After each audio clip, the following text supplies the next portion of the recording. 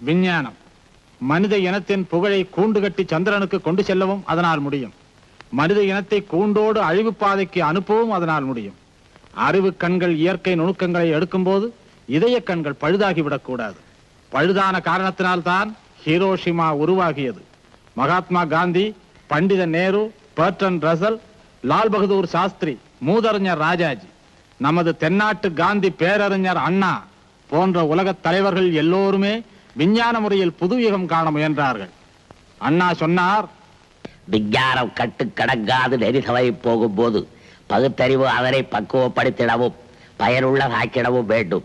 ஏழ்மை தொலைந்தது, எல்லாவை மறைந்தது, பழம் கொளித்தது, வாழ்வு செழித்தது, இனி எல்லாருக்கும் எல்லாம் என்று மகிழத்தக்க நிலையை உருவாக்குவதே விஞ்ஞானத்தின் லட்சியமாகும். விஞ்ஞானம் அது மண்ணுலக சொர்க்கத்தின் திறவுகோல், அதுவே நரகத்தின் அளவுகோல்.